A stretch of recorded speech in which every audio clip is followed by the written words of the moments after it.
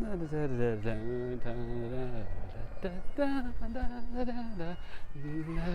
to Scotland, and the bagpipes oddly remind me of Nova Scotia, where I grew up, because Nova Scotia means New Scotland in some other language than English. So what I want to talk about is something I get asked a lot about, which is how to learn to dance expressively with poi. And it's a good question, and the answer is it takes some practice, and a different kind of practice than what a lot of people usually do with poi. Because what people are usually doing is they're thinking only about what the poi are doing, and they're going, the poi can do this, and the poi can do this, and the poi can do this, and they can do this, and the poi can do this, and that can be awesome. It leads to all kinds of great poi moves, but it doesn't tend to lend itself to dance because you're only thinking what the poi are doing. If you want to start moving more creatively and expressively with your body, you need to start thinking about what your body's doing. But of course, the problem is that you've got these poi which might hit you as you do that. So the way I approached learning to dance had a lot to do with breaking down simple things through ranges of motion. So we can begin this, you can take your, take any poi you want. This is a pretty simple concept. So we can face this way together. So we have a plane. You don't have to keep your plane straight.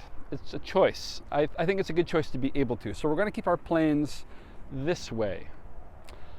Now, there's 3 planes of motion that your arm can go through.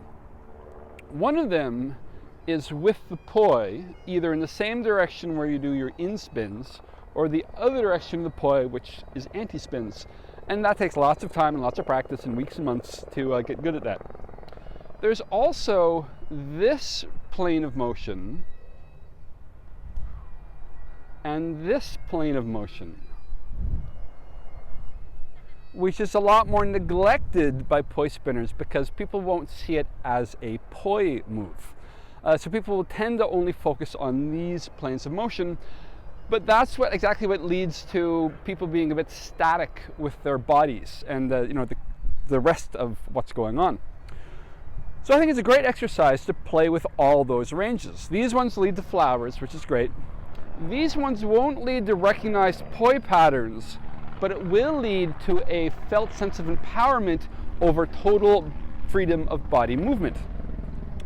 So I recommend, there's always lots of noise, always when I try to shoot tutorials outdoors, but it's so nice to shoot outdoors. But there's helicopters and bagpipes and dogs and all kinds of stuff. So if you're newer at this, start with one poi and really give that time. And there's going to be one point along the range where it might hit you. And you develop a sense of how to miss. And you get a felt sense for that.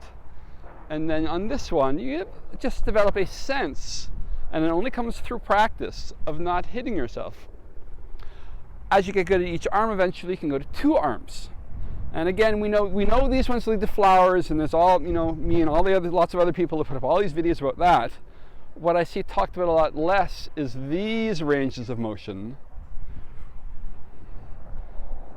And these, although some people for sure, I'm not the only one playing with this by any stretch. There's other people thinking about this. Now, doing it with straight arms looks stiff. So it's just an exercise. The idea is by breaking it down into something very simple, you go places you might not have otherwise gone.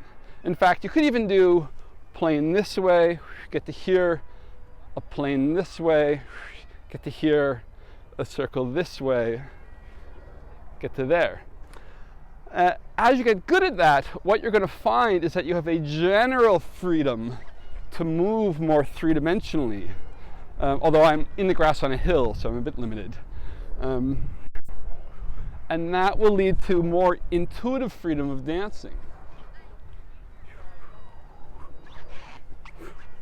So it's not really moves. It's thinking about how you want to move. And the way I approach it is breaking it down into concepts like that and practicing them. But then when the music gets good, I let go of that. I just start to freestyle on how I'm moving. But because I was practicing that, I find I have more freedom. So that's a noisy Scottish hill. Nick Wolsey reporting from Playpoi, how to develop freedom of movement and expression with Poi.